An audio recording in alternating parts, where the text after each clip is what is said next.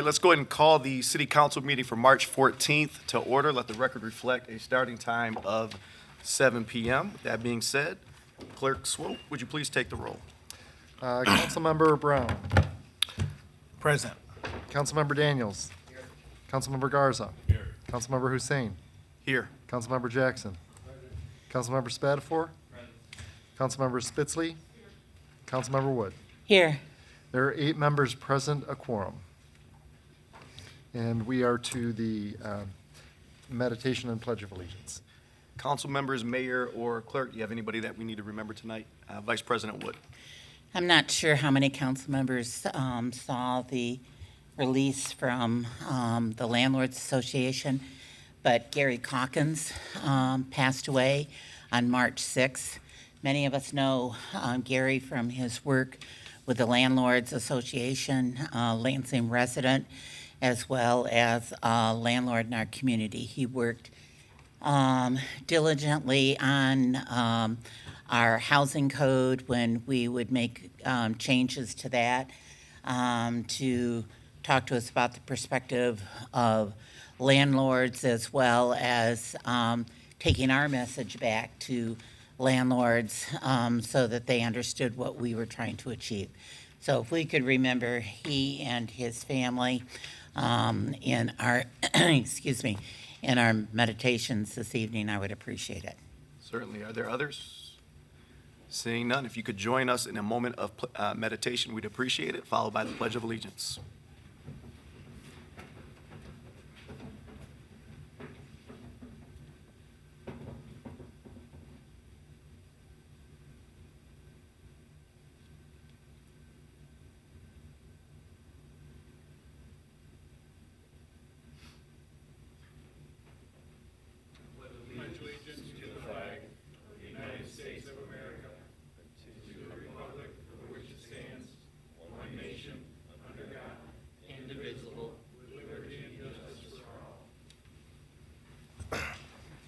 You have for your approval the council proceedings of February 14th and 28th.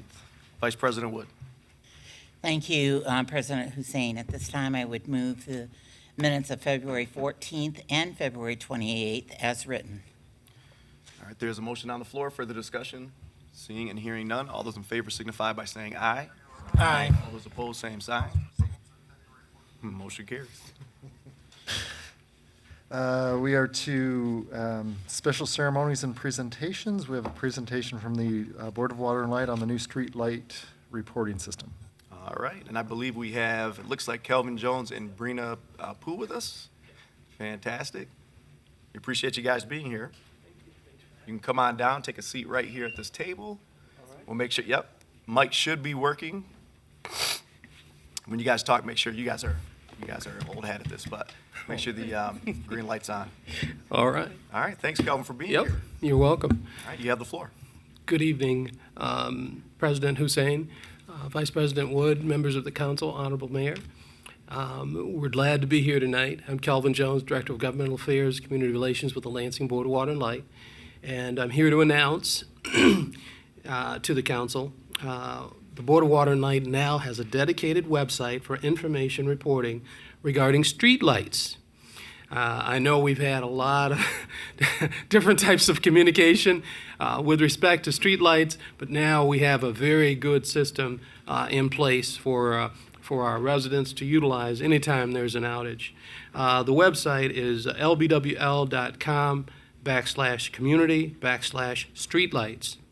And for those who don't have access to a computer, there is a phone number, a dedicated phone number that you can contact as well. It's 877-295-5001.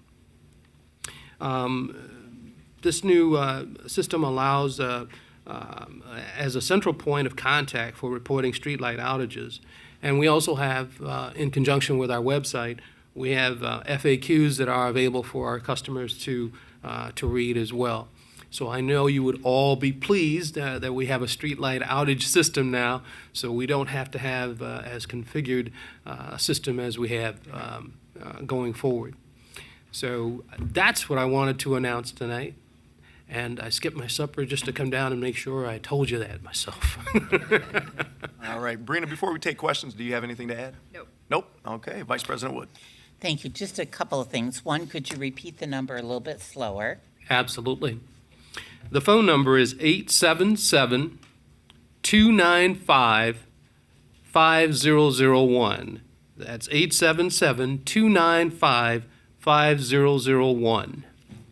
And if you could give us an idea of what information you're looking for when somebody reports light out. I'm sure you don't want them to say, there's a light out on my street, period. Good question. And here's Okay. Brina Pugh, our Community Relations Manager with the Pool, Water, and Light. All right. So on the website, there's a form which will ask all of this information. So it'll ask their name, how can someone follow up with them, email, phone number, and then it will ask for a location. And then there's a notes section where you can report anything else you want. And then we do have an option for you to upload a photo or a map location so that you can show us what your streetlight issue is. And there's a drop down that you can push for different options. So if you have a streetlight out, or if your streetlight is broken, or if your streetlight is flashing. So we know that those are all the common problems we see with streetlights, so you've got an option to fill out any of those. Okay. So that same information when you call in, name, how Yep. to contact them, email or a phone number, the location of where the streetlight is out, and the things that it could be doing, whether the streetlight's broken, Yep. whether it's out completely, or whether it's blinking. Correct. Okay, thank you. Councilwoman Spitzley. Thank you, Mr. President. So I appreciate that, and, you know, you've well earned your dinner for tonight. I know everybody up here has probably called you about it.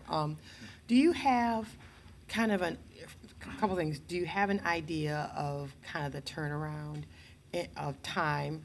And then the second thing is, I know that when I talked to Dick Peffley earlier, late last year, he was talking about some delays with supply chain. Of course, everybody's having supply chain issues, but getting some of the materials needed for the lights and to replace the lights. Have you resolved that?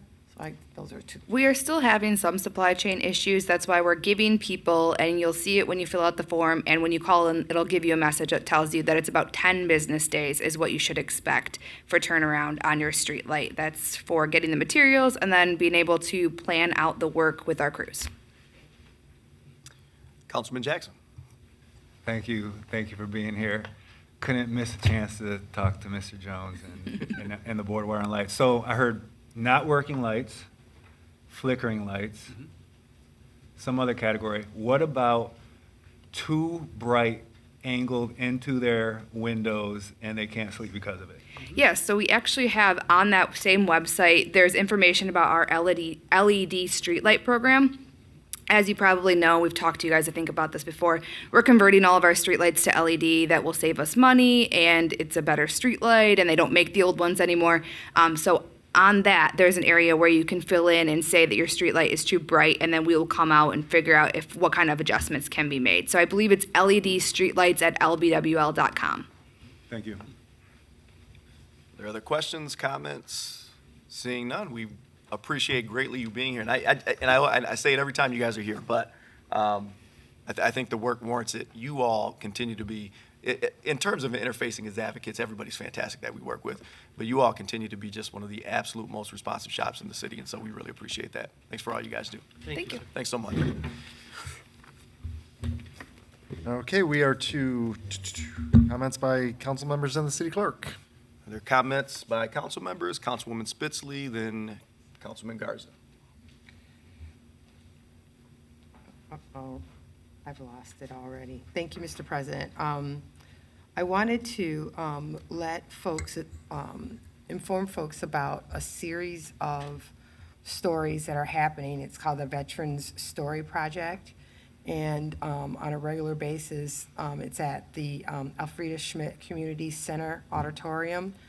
The next one that's coming up is on Tuesday, March 29th, 2022, and this one will be Vietnam veterans stories. And so this will be stories featuring Vietnam veterans. We've had a number of them. The one last The last time they had it was on the Veterans Foundation Fund, and we honored Elfrida Schmidt. This time, again, it's about Vietnam veterans telling their stories, and it's a great opportunity. And again, it's March 29th at 7 o'clock at the Elfrida Schmidt Community Center Auditorium. And it's free, so come on down and, honor our vets and support our vets as they're telling their stories. Thank you. Councilman Garza. Thank you, Council President. I just want to inform you guys that the South Lansing Business Association is having their March membership meeting Wednesday, March 23rd, 2022. There will be a special guest speaker. The mayor of the city of Lansing, Andy Shore, will be there. And the location is Cleats Bar and Grill, Hope Sports Soccer Complex, 5801 North Aurelius Road, Lansing, Michigan, 48911. And the time is from 11:30 a.m. to 1 p.m. All right, we appreciate that. Just two quick comments. I guess a comment and announcement. First of all, I want to thank everybody for coming out to our constituent contact meeting this past Saturday. This was the first in-person meeting we had in almost 2 years. And at the outset of that meeting, I made the statement that although the work didn't stop, we continued to build community over the 2 years. There just is no substitute for getting back in person, working with one another, prioritizing issues and coming up with solutions. And so it was truly, truly fantastic to be back in that space.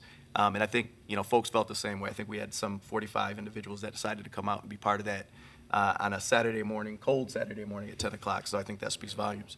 That being said, I want to give a special thanks to Mr. Kelly Dean as well as Representative Sarah Anthony, who are on hand. Those are co-chairs of the, I believe the committee name is Say Yes to Lansing Schools. And obviously what they're looking to do is gain support for a May 3rd bond proposal for the school district, where they're looking to rebuild 4 new schools, make some major investments into Sexton, and then also take a look at HVAC and air conditioning in every building and every classroom in the city. So they were there to speak about that. We also had Ben Shaldener, who is our school district superintendent, on hand. He gave us a district update. We certainly appreciate him. And then we also had Mr. Chris Turkowski from Ferguson Development in to talk about the mixed-use development at 2130 West Home. So again, it was a very powerful meeting, lots of great information conveyed. And I want to give special thanks also to Judge Cynthia Ward, who was on hand, Board of Water and Light Commissioner Deshaun Leak, Councilman Jeffrey Brown. We appreciate you being there. Community Engagement Advocate Luciana Solis was there. Community Police Officer Glenn Briggs. We had our Code and Building Safety Officers, both Meredith Johnson and Jerry Dunham. And then we also had the Director of Neighborhoods and Citizen Engagement, Delisa Fontaine. And it was a true pleasure to be in the Elfrida Schmidt building and to have actually Elfrida Schmidt on hand with us as well. So that was fantastic. And then with regards to the respective citizens of South Lansing, we had just about every neighborhood represented in South Lansing. We had folks from Churchill, we had folks from Leno, we had folks from Averill Woods and Colonial Village, Luton Ridge, we had folks from Colonial Cooperative. So again, just a tremendous meeting, and I appreciate everybody coming out. Our next meeting is April 9th, 10 to 12 noon at the, no, I think it's actually April 12th. That's second Saturday. Sorry, April 12th. Nope, it is April 9th. 10 to 12 noon at the Elfrida Schmidt Southside Community Center, and that is at 5825 Wise Road. What we do is we meet, it's the most accessible room in the entire place. We meet in the Sandy Allen Room, which is right off the parking lot. And then the announcement I have is that the Luton Ridge Neighborhood Association, they will have their first in-person meeting in quite some time, and that will be this Thursday, March 17th at 7 p.m. That meeting will take place at Mayflower Church, located at 2901 West Mount Hope Avenue. Always a great meeting, incredibly well attended. And I certainly encourage folks from the Luton Ridge area to attend. Thank you. Okay. Oh, sorry, Vice President Wood. I thought you were going to announce the Colonial Village neighborhood meeting that's on the 16th. And Go for it. It will be at 6:30, and they will have representatives of the Public Service Department there to discuss the CSO project that's going to be happening in that neighborhood. It's at 6:30 at Grace United Church, the corner of Mount Hope and Boston Boulevard. And normally their time is 7, but it is at 6:30. So please note the time change. We were just making sure you were paying attention, Vice President. Okay. Clerk Swope. Thank you, President Hussein. A couple of announcements. You touched on the school district providing information about their upcoming bond proposals. So from the election side of that, we have mailed absentee ballot applications to the voters who are eligible and who live in the district. So get that back, and we will get a ballot in your hands. I really encourage you to participate in this election. It's the future of our schools and our children is very important. So you should have your say in that election. You can return your application in person or through the mail, or we have 15 drop boxes throughout the city, and you can find a map on the city website of where those 15 drop boxes are. We are collecting those regularly, so feel free to use that to return both your application, and then once you get your ballot, to return your ballot. Speaking of which, though, the ballots will be mailed out in approximately 10 or 11 days. They'll go out the 24th of March, which gives you plenty of time to check a yes or a no and return the ballot, again, through the mail, in person, or at one of our drop boxes. So I do encourage you to participate. I also want to highlight something that will not impact the May election. It will go into effect beginning with the August election. And that is because of the changes in the ward boundaries, as well as the county commission, state house, senate, et cetera, districts. We do need to do redrawing of the precinct boundaries here in the city of Lansing. So it doesn't really affect who represents you, but it does potentially impact where you would go to vote. We do have a plan, and we're asking for input before the Election Commission adopts that map on April 1st. So you can get to the map at lansingmi.gov/clerk. There is a link, it says 2022 precinct boundaries or something like that. So again, I encourage you, draft 2022 voting precinct map. So I encourage you to take a look at that, provide any input you have. And to save money, we are looking at reducing the number of precincts, considering since the passage of Proposal 3 of 2018, which gives every voter in Michigan the constitutional right to vote by mail or by absentee ballot. We have seen between 2/3 and 3/4 of voters voting ahead of Election Day in the elections that we've had since that passed. So we feel there's not quite as much need for as many polling places out there, but want to get folks' input. And with that, we are to community event announcements. If there's anyone in the audience with a community event, we'll give you 1 minute to tell us about your event. And seeing none, we'll move on. We are to speaker registration for public comment on legislative matters. That is the blue form in the back that Jake can assist you with. By the way, Jake is filling in as our intern for council, as Jessica's out this week. So you have about another minute, and the blue form, this period is for items 3 through 19 on the agenda, which is all the action items and hearings. And we'll give you another minute to sign up, and in the meantime, we are to the mayor's comments. Mayor Shore. Thank you, Mr. President. First, I want to wish everyone a happy Pie Day. I woke up to that this morning and got to have pizza for dinner because pie, so yay. I will point out that I'm wearing my yellow and blue today, not because I'm a Michigan fan, which I am, but in support of the folks in Ukraine. I know last time that was brought up here, and I'd like to once again reiterate the support that Lansing is giving to the folks in Ukraine. We pointed out, we put out a release this morning. Want to make sure everyone here knows that I asked Desiree Kirkland to look at our investments and to see what investments, if any, we have in Russia, and it turned out we had very, very little, but whatever we did have will be moved. I've spoken to the chair of the retirement boards, and we're going to be talking about that tomorrow as well for moving and divesting in funds dealing with Russia. So there's not a lot we can do as a city, but we can certainly express our support and invest where we're not going to be supporting those who are invading other countries. So that we announced today. I want to offer some congratulations First to Lansing Township Supervisor DeAndre Hayes. If you haven't heard, she is stepping down and moving, I believe, to Oklahoma. So I want to thank her for her service. She's been a good friend, a good partner for a very long time for me. I've known her for many years since we were served together in the legislature. So I want to wish Supervisor Hayes the best. I want to congratulate Hyacinth House. They have new ownership. So that's exciting. Cliff's going to do a great job. He's got lots of great ideas. It was great to be at the ribbon cutting. The Nelson Gallery downtown will be having a ribbon cutting this Thursday.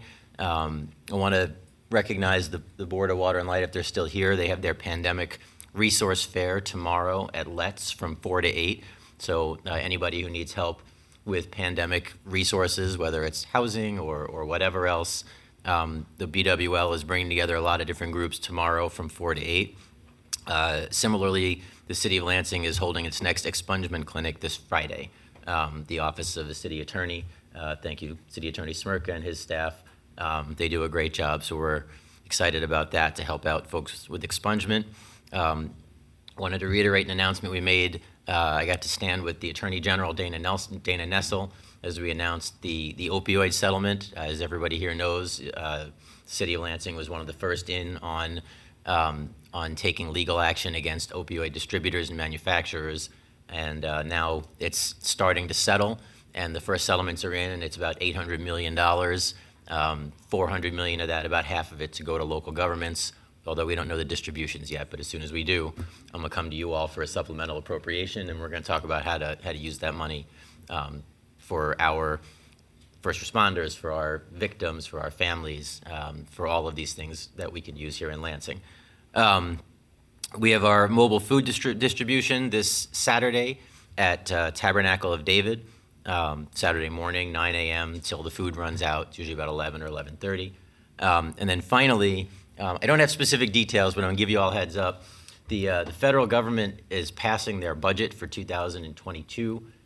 It passed the U.S. House of Representatives last Wednesday, the U.S. Senate last Friday, and I believe the president's going to sign it. And we're doing pretty well in that here in Lansing. We're getting some money for Michigan Avenue and for some infrastructure on Michigan Avenue. We're getting some money for the crisis teams that we had talked about with the social worker, police officer, and EMS. We're expecting some dollars for our city attorney's office for prosecution. LCC is going to get some money for a mobile health team. The airport, we think, is going to get some money for a new terminal. So we did a really good job of pushing, and a lot of this, the details will be fleshed out, and Senator Stabenow, Senator Peters, and Congresswoman Slotkin will be releasing a lot of that information. I just gave you what I know. I don't know any much more than that. But it's really exciting, and we're going to be able to utilize those dollars here in Lansing to increase our infrastructure and to help our residents. So good stuff going on. Thank you, Mr. President. Thank you. Okay, we are to public comment on legislative matters. And in addition to the action items, it includes the two following hearings that I'll read into the record. SLU 2 of 2021, Special Land Use Permit 5411 Wise Road to allow for a new Board of Water and Light electrical power substation in the R2 Suburban Detached Residential Zoning District. And the other is an ordinance to amend Chapter 696, Section 696.07, to provide requirements for owners of firearms to report the theft thereof and provide penalties for failure to make a report. All right. Councilman Garza, do you have anything to add on the SLU? Yeah, I'll just give a brief summary. Thank you, Council President. So Special Land Use 2-2021 is a request by the Lansing Board of Water and Light for a special land use permit to construct a new electrical power substation at 5411 Wise Road. This is to replace the existing substation. The new substation will be larger and more energy efficient than the existing substation, and is part of the Board of Water and Light's overall plan to replace the power generated by Eckert Power Station.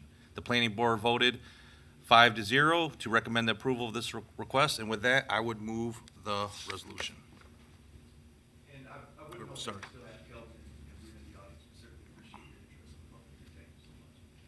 Vice President Wood, do you have anything to add with regard to the ordinance? Thank you, President Hussein. Again, this ordinance was brought to us by Mayor Shore. This is a replica of a state statute that requires reporting of stolen firearms. Unfortunately, even though it's a requirement statewide, the information that is given to the city, we've only had one report that has disseminated from the state police to the city in regards to this. This will allow, again, when we look at the many myriad of ways that we're looking at dealing with gun violence in our community, this is an additional tool that will allow us to have a little more information as the police department investigates crimes, along with the fact of when they recover weapons to know whether this has been stolen or not. So with that, we're anxious for public comment. And then during the passage, I know that we had 3 or 4 questions from Councilmember Spatafor, and we'll have Lisa Hagan give us the answers to those so that you will have those as well for the record. Thank you. Thank you. Clerk Swope. Okay, I first want to acknowledge that we received written communications in support of Brownfield Plan Number 80 from the Lansing Regional Chamber of Commerce, as well as Elaine and David Womble. It'll be made part of the record. And then speakers, we have Kyle Richard, followed by Loretta Stanaway. Thank you, everyone, for being here tonight. I'm here to speak on items 4 and 5, which are the same item tonight, scheduled for a public hearing and a vote. And I want you all to know that I watched the remainder of the meeting after I left last time. So this is the ordinance to amend Chapter 696, provide requirements for owners of firearms to report the theft thereof, and provide penalties for failure to make a report. I've got a bit of a structure tonight, who, what, when, why. Starting with who will this ordinance and its penalties come down on? Answer, poor and working class gun owners in Lansing. Fine-based penalties discriminate against poor and working class people. A slap on the wrist on Morse River Drive is a life-changing sum of money in Churchill Downs. I'm talking about rent, food, groceries, and gas. What is the responsible thing to do? Councilmember Spitzley sort of hinted at this question when she shared last meeting that she's a gun owner, she knows where it is, and she would file a report. This brings me to 2 other who questions. Who commits crimes against us, and who steals a gun? The answer, those closest to us and someone who knows where it is. If my nephew steals my gun, I'm not calling the police, I'm calling his mom. That would be the responsible thing to do. And frankly, I don't think it's anyone's job on this council to legislate your interpretation of responsibility. This ordinance demands poor and working class gun owners criminalize their family and friends prior to the gun's use in the act of committing a crime. Timing is important, and so let's talk about when. When will these penalties be enacted? Answer, after a stolen gun is found at the scene of a crime and its owner located. More overtime for police. This ordinance pulls more people into the existing punitive system while increasing the responsibilities of Lansing police officers. The Lansing Police Department has too much on its plate as is, and y'all keep shoving food in their mouth. So why? Why do I say all this tonight? I would ask the president and the members of this council for a motion to postpone the vote scheduled for tonight. Does this policy do what you think it does? Vice President Wood expressed when motioning for this vote that it should happen unless there is significant public input. So I'll leave you with a final question. In this body, is it simply strength in numbers, or do ideas hold weight? Please, take it home and think about it. Postpone the vote. Thank you. Thank you. Next is Loretta Stanaway, followed by a familiar name, Jody Washington.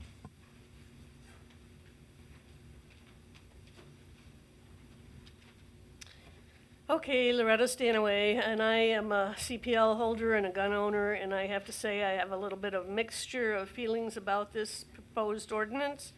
But when I come down to it, my concerns are these.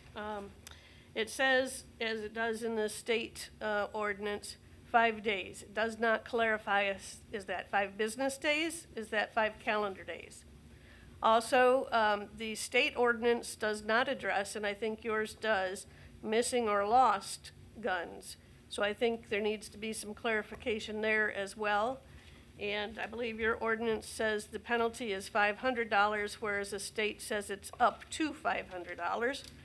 And like the prior speaker, I'm a little concerned about the fact that this might be too punitive and that it may encourage people who discover their guns are lost or missing or stolen to not report because they don't want to have missed that 5-day deadline and end up penalized by a fine they can't afford to pay when they realize that, you know, maybe they didn't report it in that 5-day window and we're not aware, which raises the next question, which is how are you going to make enough people aware enough of this to make it enforceable and realistic that people have the opportunity to report when they need to? Thank you. Thank you. And finally, we have Jody Washington.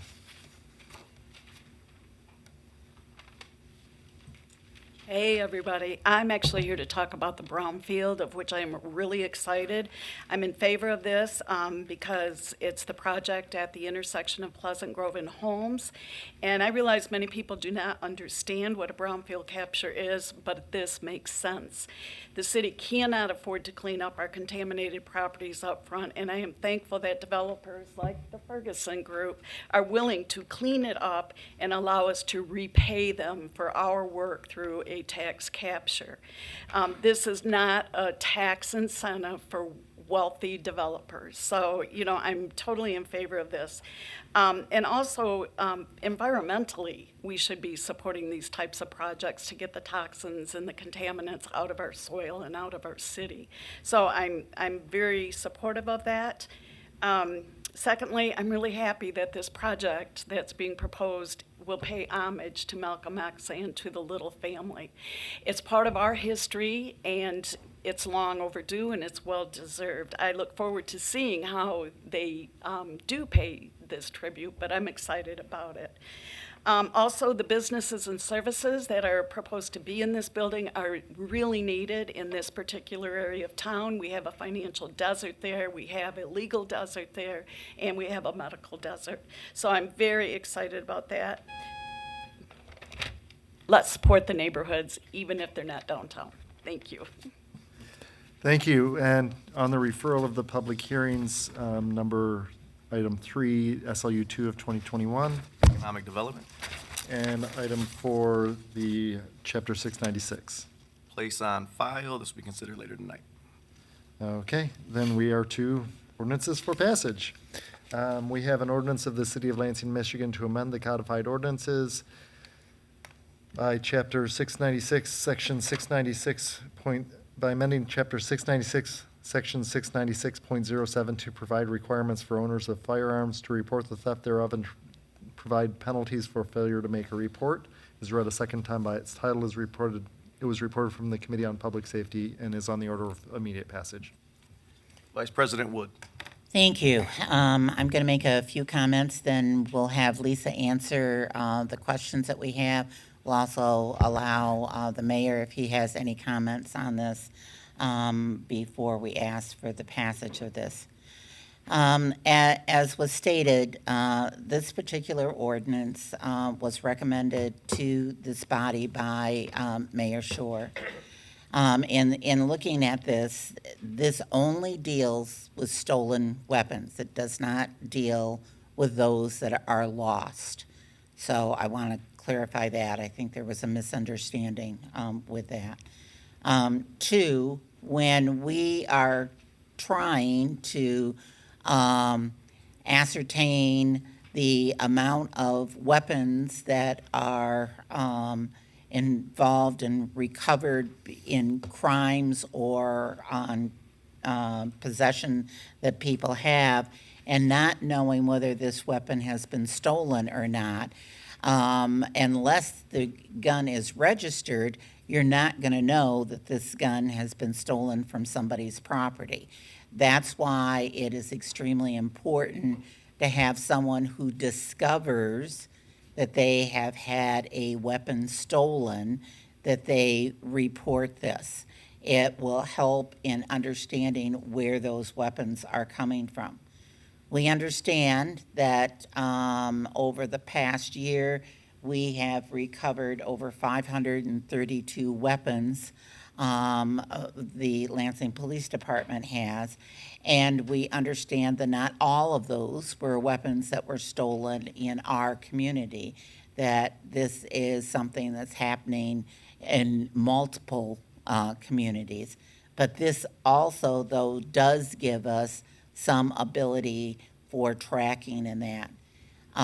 Lisa, some of the questions that, Ms. Hagan, some of the questions that were asked by Councilmember Spatafor dealt with the definition of firearms. Where were we getting that definition?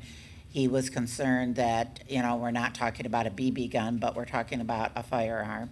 He also asked the question of the 5 days, and then he asked about the reporting, how we would, if this was passed and took immediate effect, how would the reporting system work on that?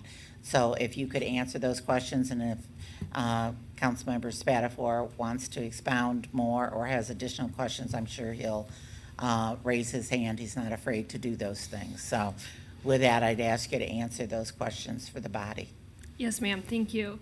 Firearm is defined in Michigan legislature, specifically MCL 750.222. That's in the penal code. So specifically subsection E, firearm means any weapon which is designed to or may readily be converted to expel a projectile by action of an explosive. In terms of the 5 days, as was pointed out, our ordinance does specify that the reporting shall take place within 5 days. In the absence of a specific indicator as to business days or calendar days, you would use the plain reading, which would be calendar days. So if the 5th day happens to fall on a Sunday, the Lansing Police Department is a 24/7 operation, and that report should be made by that Sunday, for example. Specifics as to the reporting, there's various ways to report this type of thing. Lansing Police Department has a section on their website where you can report a crime. So you can fill out that form and begin the process that way.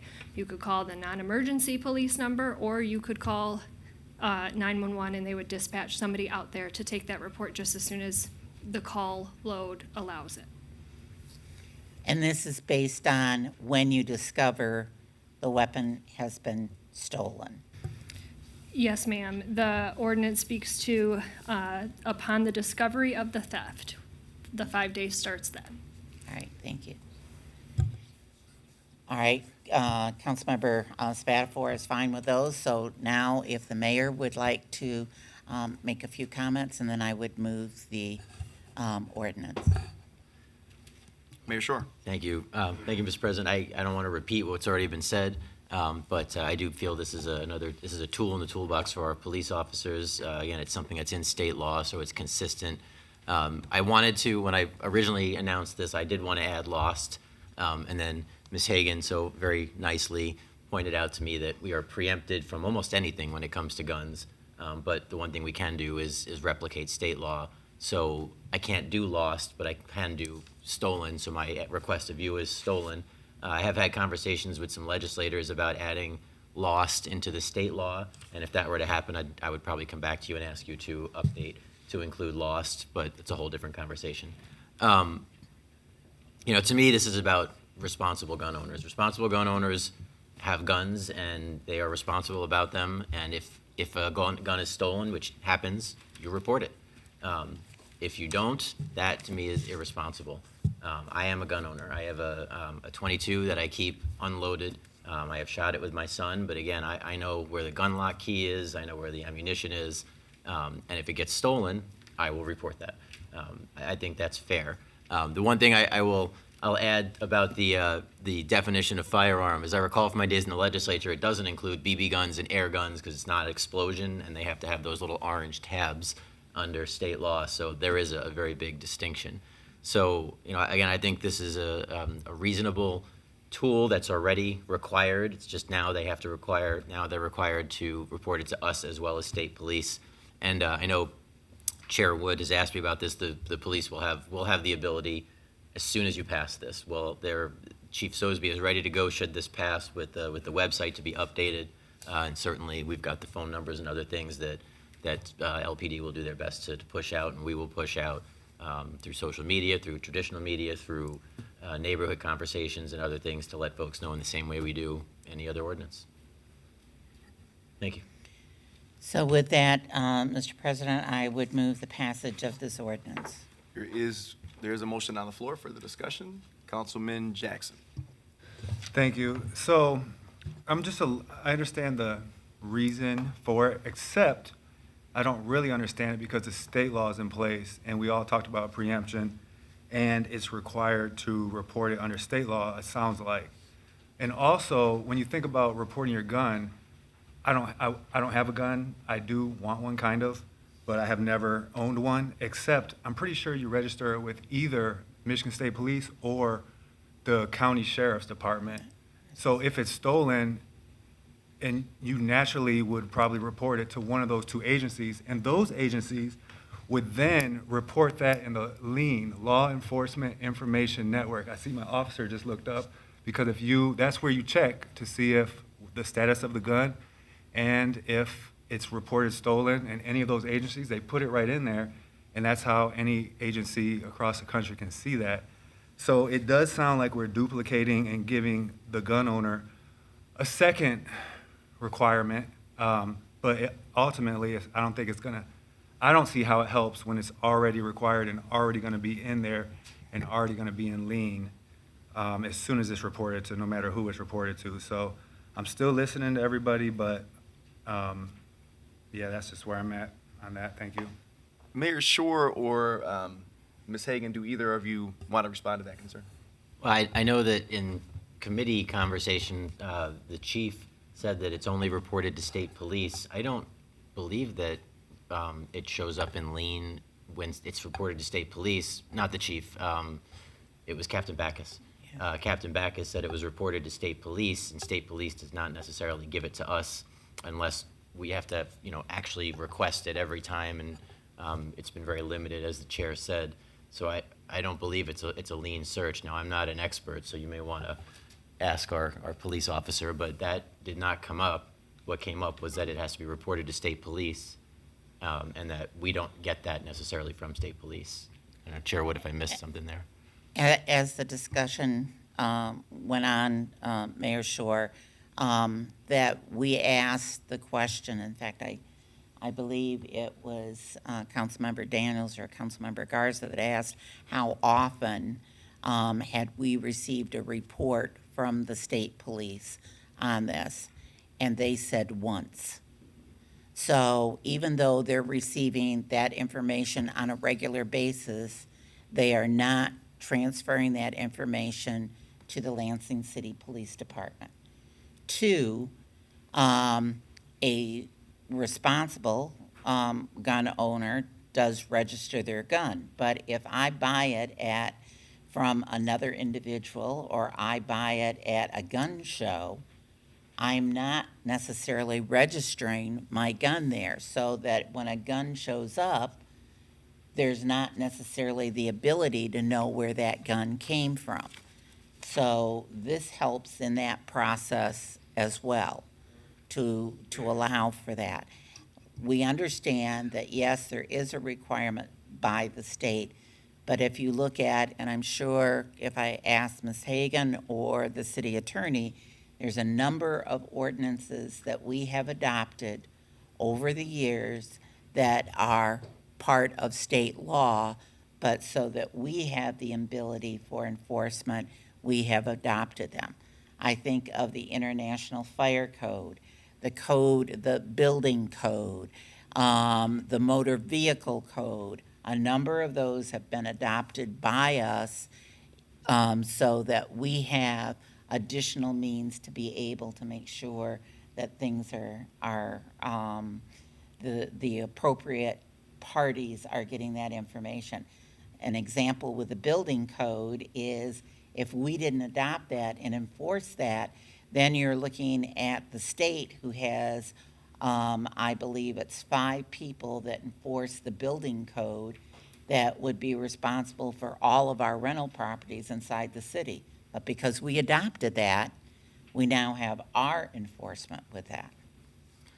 Yeah, that brings to mind the gambling ordinance that this body supported and passed in Correct. 2018 as well. That being said, Mr. Smirka. Council Member Wood is absolutely correct. It's just different jurisdictions. You have state laws, state felonies, state misdemeanors, and a lot of times we have mirrored those.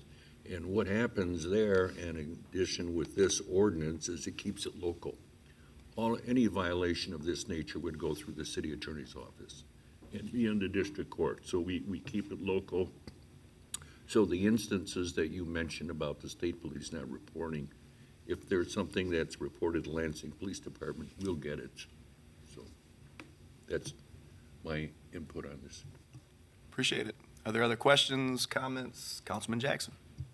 Just a little bit on that. So it's only local if the officer writes a ticket and sends it to the city attorney's office, but the officer may just say it's going to be a state law and send it to the prosecutor's office, therefore not local. But I do still believe that if a gun has a or a security number on it, what are those numbers called? Serial number on it, then that's how it gets traced from there on out. And if it's ever found, they type it in and they can figure out where it goes, unless it's a ghost gun with no number on it. But I do believe that it goes to lien as soon as it's reported stolen by any agency. Vice President Wood and then Mayor Shore. I will tell you that the chief and Captain Backus both have indicated the majority of the recovered weapons that have been recovered by the Lansing Police Department, we were not able to identify where they came from. So, just so that you're aware of this. I mean, it wasn't like a car where I can pull the VIN number, and find out what dealership had it, and then work through that process. So that is coming from those that do the enforcement. Mayor Shore.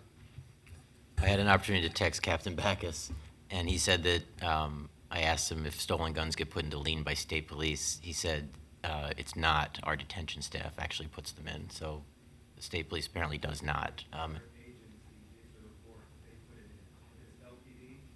If LPD gets a report of a stolen gun, they put it in lien. If Michigan State, because that's who the gun owner decided to report it to, they put it in lien. If they do the sheriff, they put it in lien. Okay, it's probably a Mayor better Shore. question for Yeah, police I officer, agree. but my understanding is they're not getting the reports. Thank you. Are there other questions or comments? All right, seeing none, there is a motion on the floor. Clerk Swope. On adoption of the ordinance, Councilmember Brown. Yes. Councilmember Daniels. Councilmember Garza. Yes. Councilmember Hussein. Yes. Councilmember Jackson. Councilmember Spatafor. Councilmember Spitzley. Councilmember Wood. Yes.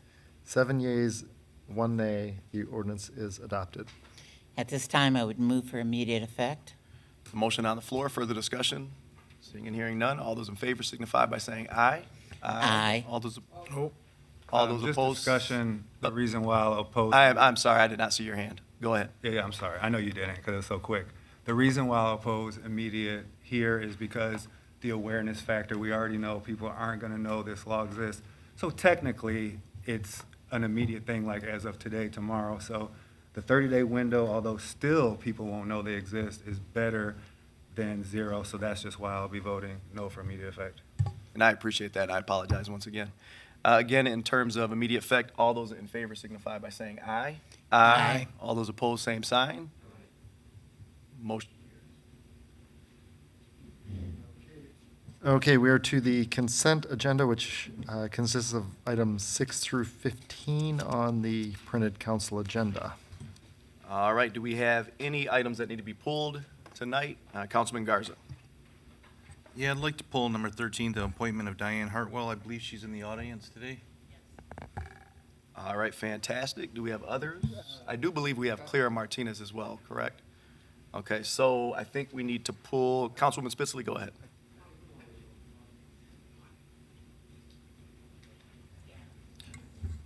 I just wanted to check and make sure if Abigail Klumparens is in the audience.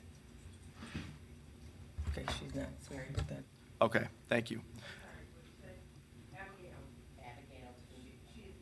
No, she's not here. Yep.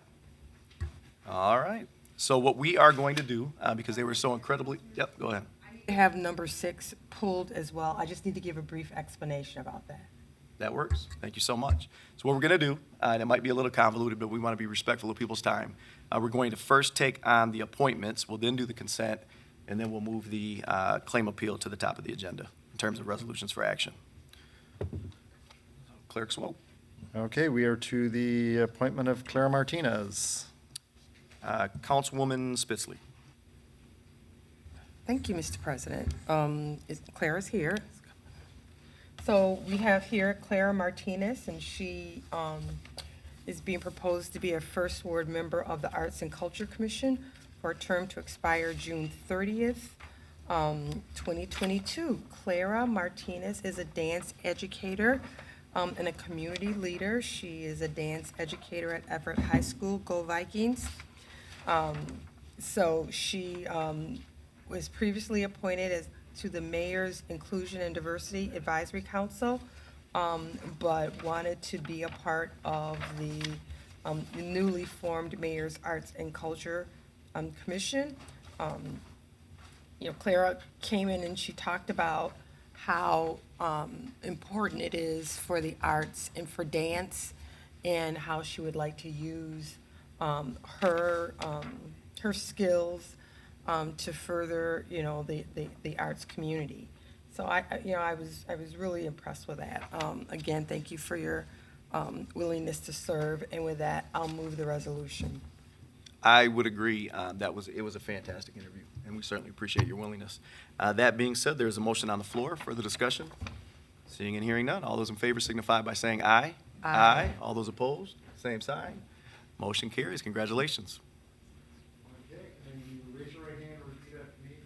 I do solemnly swear I do solemnly swear that I will support the Constitution of the United States that I will support the Constitution of the United States and the Constitution of the State of Michigan, and the Constitution of the State of Michigan, and that I will faithfully discharge the duties and I will faithfully discharge the duties of the office of Arts and Culture Commission member, of the art, of the office of of the office of Arts and Culture Arts and Culture Commission member, Commission member, according to the best of my ability. according to the best of my ability. All right, congratulations.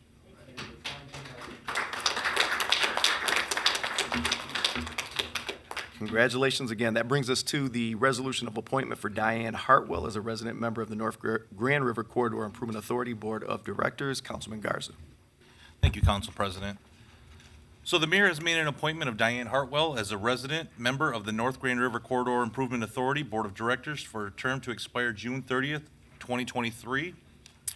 The Committee on Development and Planning met on March 9th, 2022, and took affirmative action.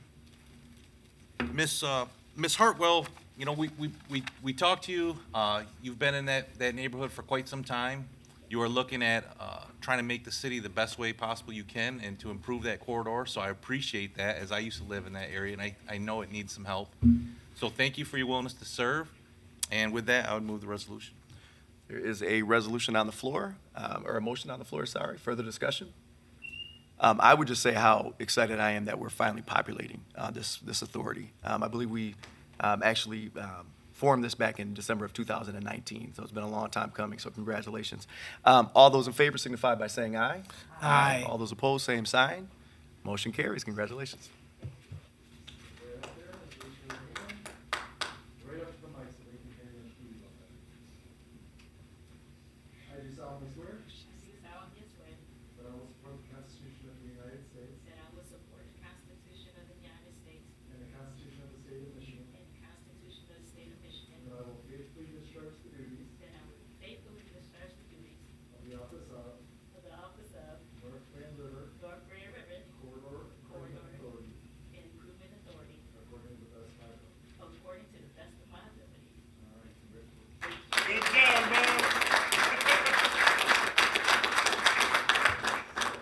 All right, congratulations. All right, congratulations. That brings us to the consent agenda. Vice President Wood. Thank you, President Hussein. The items for the consent agenda include the Greater Lansing Regional Committee for Stormwater Management Memorandum of Agreement, There is a liquor license for Lansing Hotel Investors LLC for an SDM and a B hotel license with additional bars, and this would be for 111 North Grand River. There is the appointment of Abigail, and I'm going to butcher the last name, so. Clarence, okay, as a fourth ward member of the Human Relations and Community Service Advisory Board for a term to expire on June 30th, 2024. There's also another liquor license for RBM Properties. This is located at 224 South Washington Square. There is a tribute in recognition of the 71st wedding anniversary for Ulysses and Bernice Embury Sr. There is a grant application to the Natural Resources Grant Trust Fund. There are 3 projects. They include an acquisition of property that is adjacent to Hawk Island. Also, the refurbishment of a 3 tennis courts into 1 and 6 pickleball courts. And then lastly is Bircher Park is to create a venue opportunity near the dam for entertainment purposes. Last is a grant application for the Michigan Department of Transportation local bridges. There are 4 that are included in this. The replacement of the East Elm Street over the Red Cedar. That would be a replacement. Enterprise Drive over Pulaski Creek is a prevention maintenance. Pennsylvania Avenue over South Cedar River is a prevention maintenance. Kalamazoo Street over Grand River is also bundled with the Beach Street over Red Cedar, and those are preventive maintenance. This would be for the 2025 grant process for those. So with that, I would move these items on the consent agenda. All right, there's a motion on the floor. Further discussion? Seeing and hearing none. All those in favor signify by saying aye. Aye. All those opposed, same sign. Motion carries. Okay, we have the other item that was pulled from the consent, item 6, the claim appeal. Councilwoman Spitzley. Thank you, Mr. President, and thank you for your indulgence on this. I thought it was important to give a little bit more context to this. This is a claim appeal number 1886, A.N. Meow for $3,290 in trash violations at 1900 North Washington. I wanted to talk about it because we've we gave this person 3 times to show up at committee, and that person did not show up at the committee, and so we're bringing it here. We moved it forward, and so I wanted to put on the record for folks that this person did have 3 opportunities to come to committee. The first time they came late, and they were rescheduled again. They did not show up, and so we rescheduled the 3rd time, and they did not show up, and so we moved it out of committee. It was because it's over $2,500. It did not go to the claims review. It came straight to council. As you can see on there, there was a lot of trash. And then with that background information, I will move the resolution. All right, there's a motion on the floor. Further discussion? Seeing and hearing none. All those in favor signify by saying aye. Aye. All those opposed, same sign. Motion carries. Okay, to item 16, make safe or demolish for Pleasant View. Vice President Wood. Thank you, President Hussein. This is a make safe or demolish. This property was red tagged on 12/3/2019. It went before the demo board on 10/28/2021. No one showed up at the demo board for this. No one showed up at the public hearing or at our committee meetings. None of the permits have been pulled at this time for this property. The estimated value of repairs is $126,168. So with that, I would move, this is a 60-day make safe or demolish. I would move this for make safe or demolish. All right, there is a motion on the floor. Further discussion? Seeing and hearing none. All those in favor signify by saying aye. Aye. All those opposed, same sign. Motion carries. Okay, item 17, Brownfield Plan Number 80. Councilman Garza. Thank you, Council President. So this Brownfield 80 is Pleasant Grove and Homes mixed-use development project. This is approximately a $13 million private investment. The Authority Board of Directors had a meeting on January 14, 2022, unanimously recommended approval of this plan. The City of Lansing Department of Economic Development and Planning has determined the proposed project is consistent and with local development and redevelopment plans and zoning ordinances. And the public hearing was held by the Lansing City Council on February 28th of 2022. And with that, I would move the resolution. All right, there is a motion on the floor. Is there further discussion? All right, the only thing I would say is just once again, how much we appreciate the Ferguson Development Company. I mean, that can't be understated. And with regards to Chris and Joel, you guys have been everywhere throughout Southwest Lansing, have made sure that folks in some of these neighborhoods that were referenced tonight, whether that be Churchill, whether that be Coach Light, whether that be Colonial Cooperative, that they had voice. And again, we've talked so much about how difficult a project like this is to make happen. And again, as we approach developers, you all are really the only ones that answer the bell. And we certainly appreciate that. That being said, all those in favor signify by saying aye. Aye. Aye. All those opposed, same sign. Motion carries. Item 18, Act 1 of 2022. Councilman Garza. Thank you, Council President. So Act 1 of 2022 is a sale of a city-owned property at 1020 West Hillsdale Street to the Griffin Group for $200,000. The appraised value of the property was $195,000. The real estate purchase agreement between the City of Lansing and the Griffin Group was placed on file with the city clerk on December 21st, 2021. The Planning Board had a regular meeting open to the public on February 1st, 2022. The board voted unanimously, 6-0, and the Lansing City Council held its public hearing on this matter at its meeting on February 28th, 2022. And with that, I'd move the resolution. All right, and for folks' edification, this is a 6-vote issue. Is there further discussion? Vice President Wood. Just have a quick question, whether the administration can answer this. The money from the sale of this will go where? Is it going into the general fund, or what are we doing? I don't know that offhand. I can find out. Okay. If we could get an answer to that, I won't ask to delay the vote, but if we could get an answer to that, and that money would have to be appropriated before it could be spent, but I would like to have an idea of what we're doing with that. Okay. Yep. I'll find out where I think it's general fund, but I'm not 100% sure. So Okay. let me find out where they go, and I'll get back to you. All right, thank you. We appreciate it. Other comments, questions? Seeing none. All those in favor signify by saying aye. Aye. All those opposed, same sign. Motion carries. And item 19, Teamsters 214 CBA. Vice President Wood. Thank you, President Hussein. What we have before us this evening is the bargaining agreement for the Teamsters supervisory and non-supervisory group.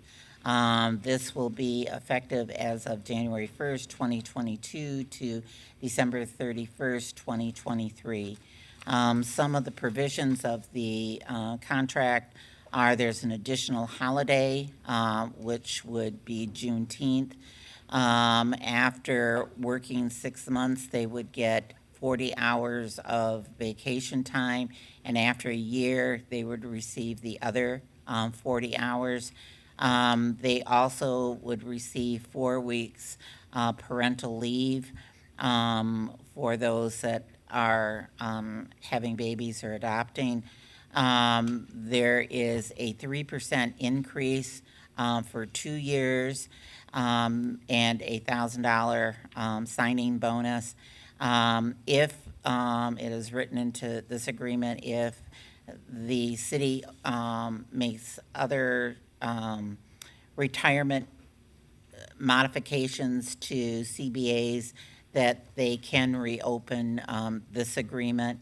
And looking at the cost for this, we're looking at roughly around $72,000 per year in the wage increase and the $20,000 for the signing bonus. So with that, I would move this, and again, this represents approximately 21 people.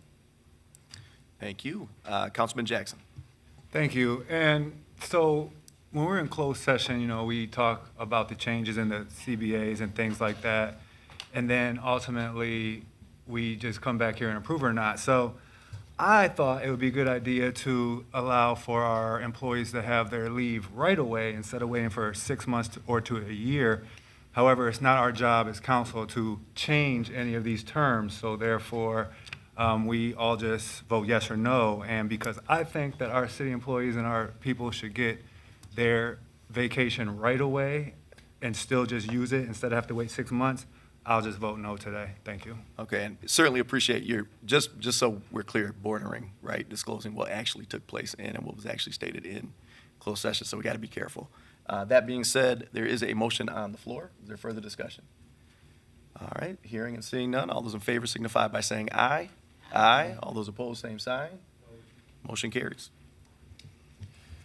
Okay, we are to speaker registration for public comment on city government-related matters.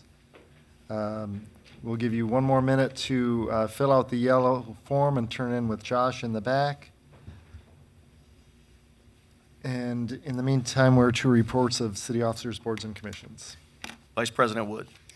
Thank you, Mr. President. I would move that all items be considered as being read in full and that the proper referrals be made by you, Mr. President. There is a motion on the floor. Further discussion? Seeing and hearing none. All those in favor signify by saying aye. Aye. All those opposed, same sign. Motion carries. We have minutes, items from the clerk, minutes of boards and commissions. Place on file. Setting a public hearing for the Glenburn Commons assessment. City operations. Notification of the placement on file of Act 8, 2021, a real estate purchase agreement, GC Acquisitions for parking lot number 50. Development and planning and place on file. Items from the mayor, setting a public hearing and taking action on an ordinance to amend the licensing of waste haulers ordinance. City operations. We have 2 items relative to orders to make safe or demolish at 3601 Deerfield Ave. Public safety. We have street decertification of 8th Street between Jerome Street and East Michigan Avenue. City operations. Grant acceptance, Michigan Economic Development Corporation Enhancement Grant for Capital Security. Ways and means.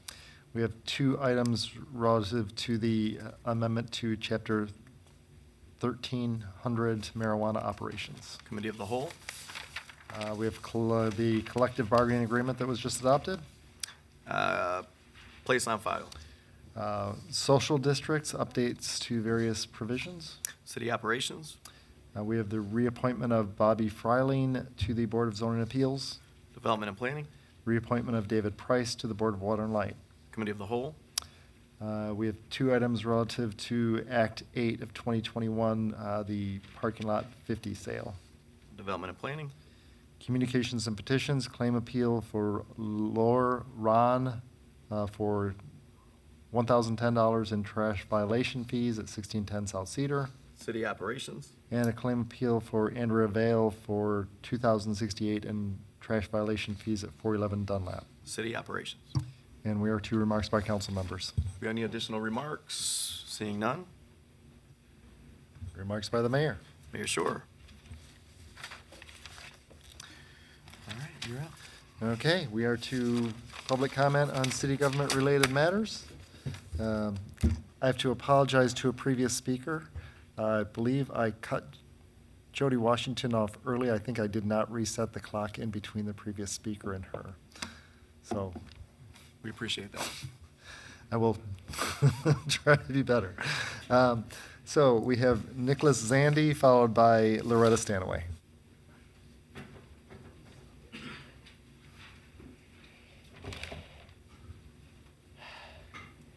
Thank you for allowing me to speak tonight and allowing me to be the first speaker again. I'm speaking on behalf of Decentralized Lansing, an organization I started from scratch. And I started it because our city has a serious problem with representation, as 3 out of 8 council members currently live in Ward 4. And not a single at-large council member lives in Ward 1, leaving it way underrepresented. And I'm sure the current ward council member for Ward 1 feels like he gets the shaft quite a bit.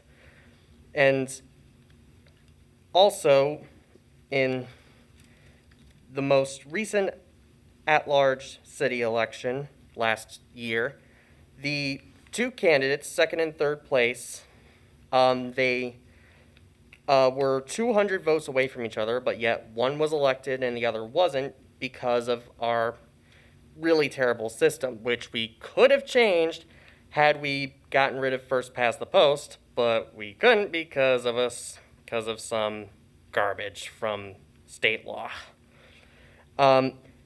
And if we are to continue with our first past the post system, we need to get rid of the at-large city council seats, and we must increase the number of wards from 4 to 8.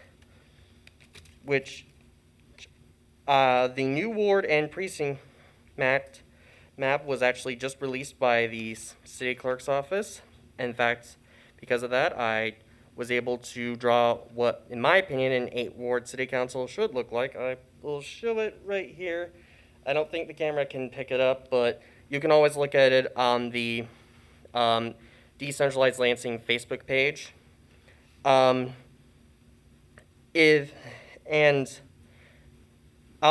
call on the city council to get my proposal on the ballot this year, aiming for November.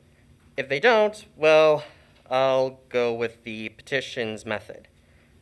And the support for this proposal, I've been seeing a lot of support for this proposal, and I can see it passing either way. Our city seriously needs help. Poverty and crime are at their worst, and we need more people from impoverished communities to serve on the city council in order to better address those issues. And getting rid of those at-large positions and increasing the number of wards is, in my opinion, the best way to do it.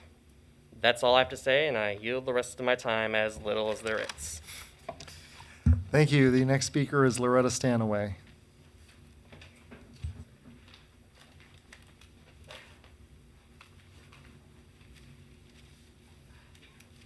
Well, given the fact that you guys passed the ordinance on the firearms, then I would like to suggest that since the police department does have records of anyone who has registered their firearm, that they be instructed or requested to send a letter out to all the registered gun owners expressing this new ordinance and explaining it and making the public aware that is most likely to need to be aware. Thank you.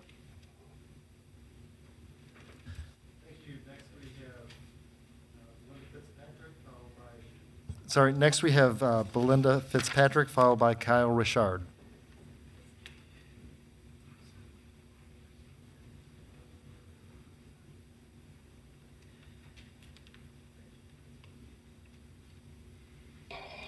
Belinda Fitzpatrick, by the way, I want to bring to your attention that I gave you the wrong post office box because the post office had given me the wrong post office box. And so it's 20204. I would like to bring to the attention of the city council and the public of something that's going on in Ingham County Animal Control. Ingham County Animal Control was told in Attorney General Opinion 7314 that the dog law does not give them authority to regulate livestock and poultry. Well, now they are using MCL 750.50, which is a criminal statute for animal cruelty. I had the pleasure of having Ingham County Animal Control break into my house and take my chickens and file felony criminal charges against me. I want to tell everybody, all of my chickens were in good health. All of my chickens were well cared for. The big ones were out back. I had some inside. I had 4 babies up in the bathroom. And they were so sweet. I'm so great at socializing these chickens that my friends like to say that I'm a chicken whisperer. Now, I had scraped and swept the bathroom floor. And I have someplace else I can take a shower, but about once a week I'd clean up the bathtub, and the 2 of them were so tame that they'd come sit on the tub when I was taking a bath. Now, maybe that sounds gross to some people, but it's becoming more and more popular. Go to Tractor Supply right now, and you're gonna see all the little baby chicks, and they're adorable, and it's becoming more and more common. Okay. Now, I had spoke to the animal control officer the day before, and I told him he was welcome to come back, and I had let him, I've got 2 houses, I let him in the one to look around, and he said, oh, okay, I'll come back and I'll make surprise inspections. Well, I said, well, tomorrow I have to take my mother to an MRI, and it'll be at 2 o'clock. So here I am with my mother out of town at the MRI, getting a call that my house is being broken into and my chickens being confiscated. Now, I've seen animal control do this too much. They do a lot of good, but they need to get under control. They've got a millage coming up.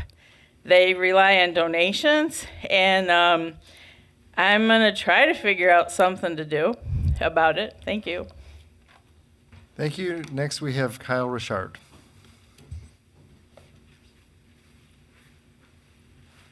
Hey everyone, thank you for being here tonight again. I'll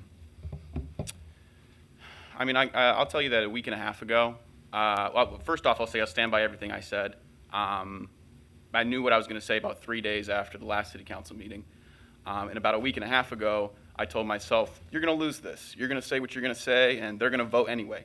And so congratulations, y'all are predictable. Y'all are using a lot of language around tools in the toolbox. And I think it's kind of interesting because, if you have a problem that you need to solve, you don't throw the whole toolbox at it. You find the tools that are going to work best. If you have a bolt that is stuck and needs to be turned, you don't hit it with a hammer, right? And so this like punitive process that y'all keep doing again and again is honestly hard to watch. I had one note I wanted to talk about was democracy. I think that the motion by Vice President Wood to move for a public hearing and a vote at the same meeting is frankly like flies in the face of the democratic process. When people come down here and we scoop some goop out of our brain and we throw it on the table, there's an expectation that you take some of it home and let it bake and then think about it. Not only using like the 20 minutes that you're talking about other business to consider something. If you're gonna have public hearings, actually hear it, listen, process, then come back and make a decision, please. And I do think I want to mention this. There was a meeting when Spatafor was still president, where Spatafor wasn't there, and President Hussein, you were in charge that day. And I remember that meeting. I was sort of like, oh, okay. Like, who's this Saddam Hussein guy? Kind of this meeting kind of has a flow. This meeting kind of it has a vibe to it. It doesn't feel as stiff. But I worry that sometimes that maybe that flow is you got to be careful, because if we move too fast, we're going to lose grip of the road. And so we're back to solutions. If you want to solve a problem, you have to use the tools that work on that problem. Basically saying, oh, we're just gonna, we need these reports for the stolen guns. We need to, like, what does this stop gun violence? I watched the State of the City address, and the way that Mayor Short talks about the children of the city is frankly abhorrent. And it's hard because, like, I went to the grand reopening of Lansing Art Gallery and Education Center, and Mayor Short was there. And he said, Lansing's gonna be the arts capital of the world. We got kids dying in the street. What are you talking about? Thank you. Thank you. That was our final speaker. No other business before the body. We are adjourned.